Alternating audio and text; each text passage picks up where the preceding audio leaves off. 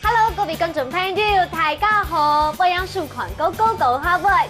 又到嚟民主我來教大家做料理嘅時間咧，我來做兩個龜湯燜竹筍。首先呢，我們再認識我們的食材，桂竹筍，沒錯，你猜對了。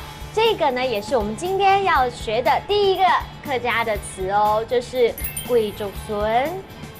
桂竹筍，那如果呢，你剛採下來沒有經過殺青汆燙的話，吃起來就會有點苦苦的，苦苦的也是我們今天要學的客家的形容詞，就是腐，腐就是苦苦的。接下來看我教大家怎麼做我們的經典料理，就是我們說的高湯，客家話呢就是配湯，特別是在油燜的時候，這個油啊，就是那個雞的精華，雞精、雞油。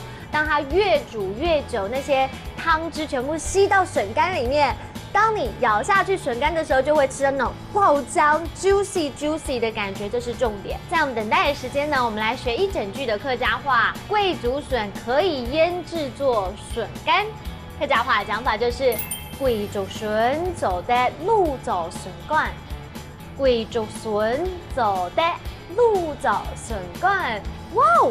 味道已經出來了，好，這就是我們客家的油燜竹筍，讓你們品嘗看看。好吃嗎？甜的，真的哦，真的。桂竹筍客家話就是桂竹筍，桂竹筍。好吃的客家話呢就是凍好食，凍好食。桂竹筍凍好食。桂竹筍凍好食。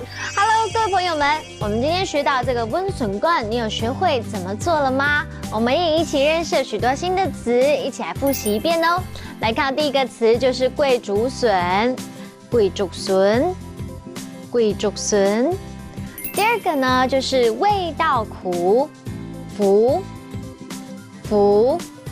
第三個，我們來學一整句話哦。來看到這句話就是桂竹筍可以醃製做筍乾，桂竹筍走得滷做筍乾，桂竹筍走得滷做筍乾。其實呢，它是一道非常容易上手的料理，大家也可以回家 DIY 看看哦。但是別忘了，今天學到新單字一定要放在心裡，把它記起來。下次見嘍，拜拜。